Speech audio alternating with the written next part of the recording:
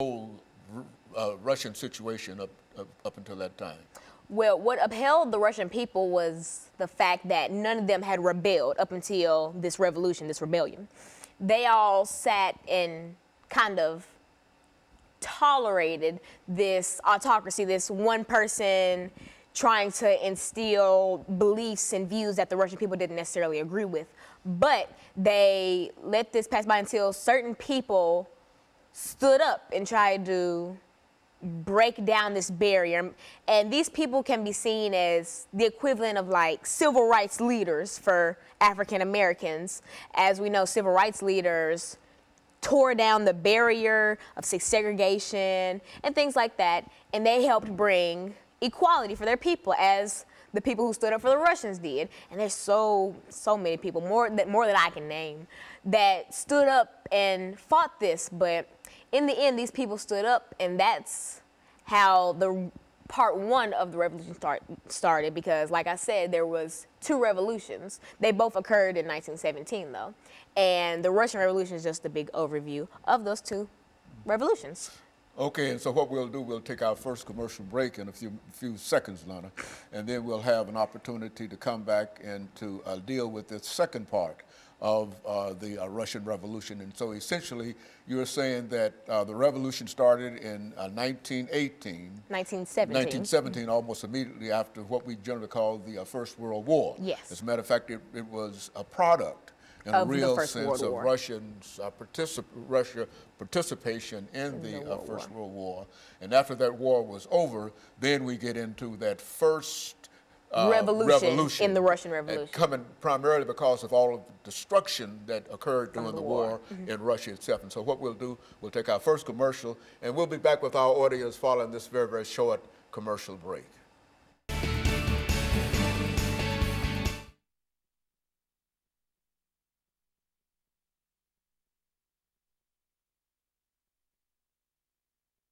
Why it would never survive somewhere like like America and stuff like that. And then after that, I'm just going to like comparing dictators and stuff. Okay, well, you let me know. Are you just going to start comparing? I'll just follow you. All right. Okay, well, I'm just trying to get a pace to it and get a voice level and a depth to it. Okay. You make it go that way, and because it bring you out in reference to it. Because, and so when we come back, I'll announce what we're dealing with, and then you can start again where you please. And we've got 8 minutes, and you deal with this however you wish to. And if at some point you wish to bring in some information in reference to the animal farm, et cetera, anything that you want to deal with dealing with the Russian Revolution, because I think we've got a pretty good start dealing with that great historical event.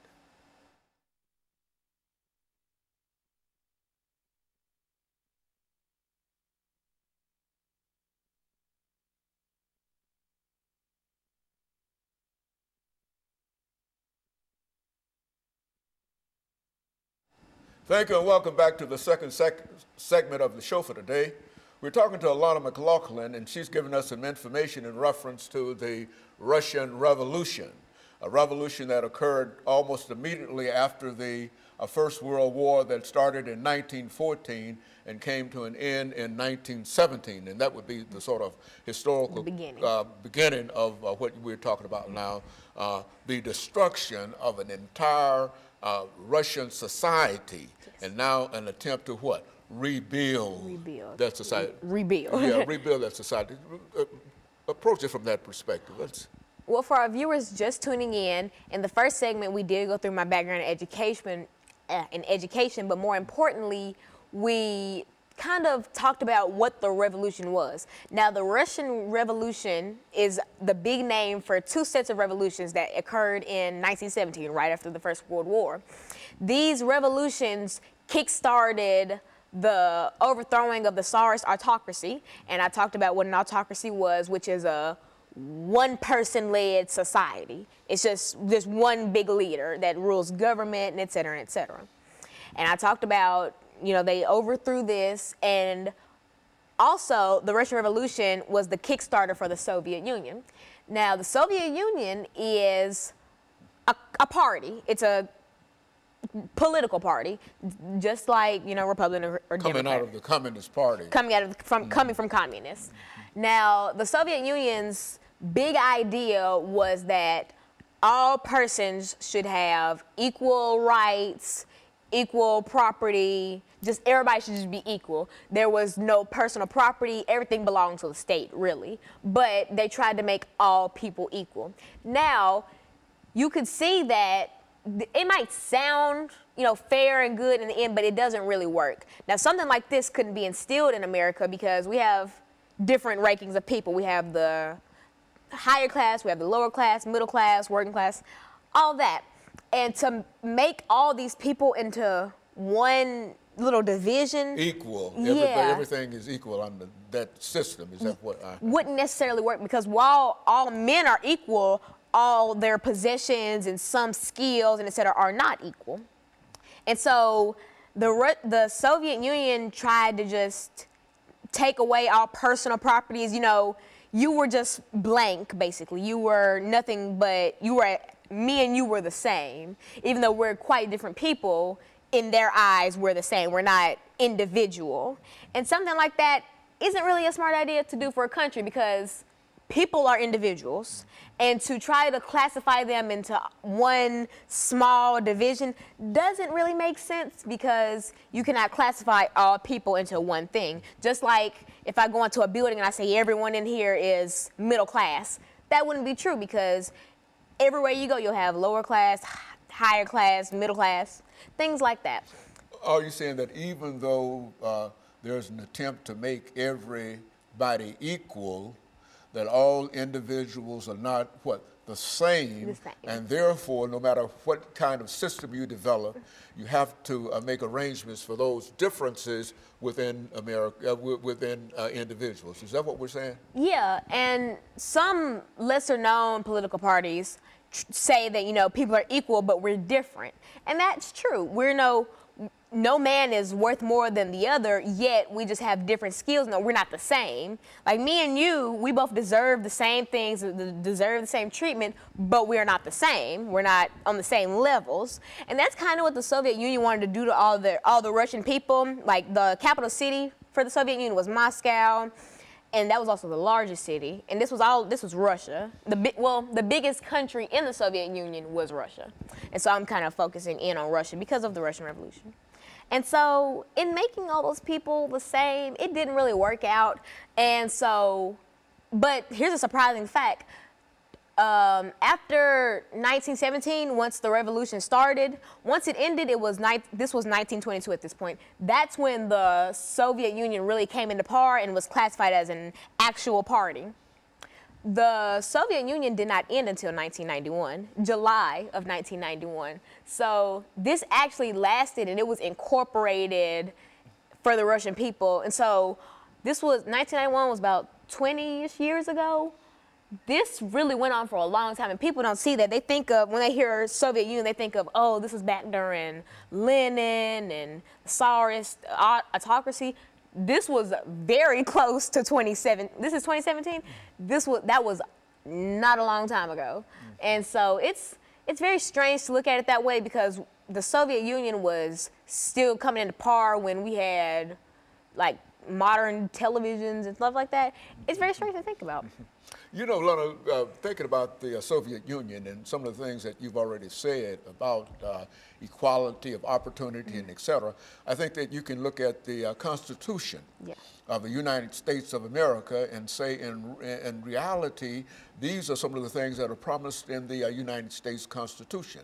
Now, what made Russia different from the United States? Well, see, the United States, the Constitution says, you know, all people are equal and all this and that. That's not really how America treats their citizens, or the United States.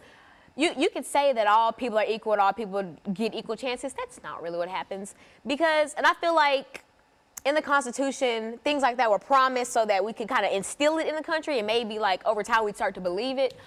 But that has yet to happen, because we still have hate crimes and hate groups, and KKK and things like that. And so up until we actually start to instill the things that the Constitution says, like black people have the right to vote, but there are still voting centers in predominantly black cities that get burned down because black people are trying to vote. And so once the United States starts to actually abide by we abide by it, but the government does at least. The citizens haven't really clicked yet. Because, black people we have our rights now. Once the Constitution went through, we had people like Martin Luther King and Rosa Parks fight for our rights. We have rights. We can do whatever at this point. But citizens still try to make it hard for us to do whatever. And that's kind of like Russia. You have the right to, but you won't really be able to. Alana, over these last few seconds that we have here, and perhaps we might be able to pick this up during the last segment, that when we talk about equality and rights and political rights and et cetera, we're essentially saying that both those things could apply to the United States as well as Russia. But in a real sense, I think that there's a constitution in the United States that promises this, the 13th, 14th, and the 15th Amendment.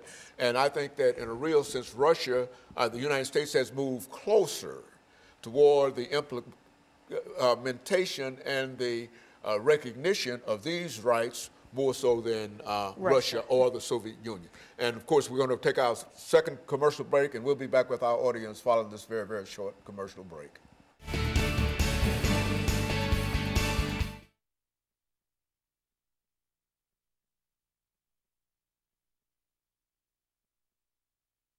It's habit. It's like, don't do that. Okay, it's habit. Okay. Yeah, No, because I get tongue tied. I'm like, yeah. Well, I'm just tie your tongue up and do like I do with these dentures. You talk about trying to talk with those things. Oh, That's really, okay, I get it. you know what I'm saying? Yeah. But you're doing excellent. You're doing really well. Now, what you want to talk about now? I'm gonna go back in on rights and stuff, and then compare, like, just comparisons and stuff. Okay, I'm gonna let you just go and start talking about what you think you know about. You're doing well. This is some of the information. This is good information, and it gives us but I just wanted to make that comparison because we believe, all of us believe in the equality of man. That's what, as a matter of fact, the Soviet Union is built upon communism, and communism essentially is common. Everybody ought to share everything, property, and et cetera, and et cetera. But we.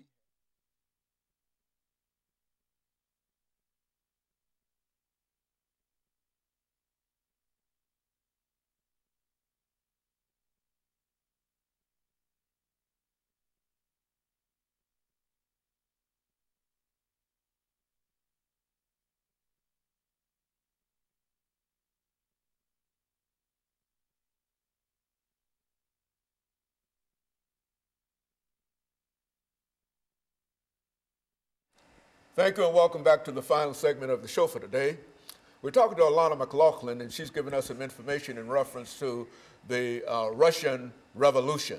Alana, let's see if we might be able to pick up where we left off during the second segment to give you an opportunity to perhaps look at the Russian Revolution, the promise of equality as promised in communism, and then perhaps say something in reference to the Declaration of Independence. We hold these truths and et cetera, that kind of thing. Talk about it from that perspective. Now, in the last segment, we compared the Soviet Union to how the United States is, and we talked about how the things that they implemented in Russia from 1922 to 1991 wouldn't really work in the United States. And here's another reason for that. Communism, which was very prevalent in Russia and, Moscow, was, it was based on the word community, communism, community, which is all men are equal, all men should share, things like that. Now, America, we have the 14th, 15th, and 13th, 14th, and 15th Amendments that basically talk about African American rights, because there wasn't really a time where Caucasians, their rights were taken away. It was basically black people.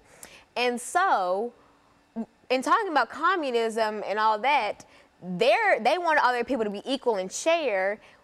We couldn't implement that in America because we went through slavery for 300 years. people weren't equal for 300 years, and only after slavery did we start to think about, oh, well, can black people vote? Can black people, you know, have basic human rights? Can we give those back to them? And eventually those were given back to us due to the Constitution. But as I said in the last segment, United States citizens are known for not really implementing those Constitution-like rights. Like, for instance, I mentioned how African Americans do have the right to go vote, but you'll still hear plenty stories about predominantly black voting centers getting burned down because of white supremacists don't want black people voting. And it makes you think, you know, are we back in the 1800s where black people like couldn't walk outside without issues from white people, or just from any other race that felt that they were above African Americans due to the color of our skin? And that's something that really makes you think, you know, what if America tried to implement something like that? Would we have not gone through slavery? Would the Constitution be written like how it is? Would women have rights? Because, you know, women got rights even, and that's crazy. Well, it's not crazy that women got rights. It's crazy that women had to be given rights.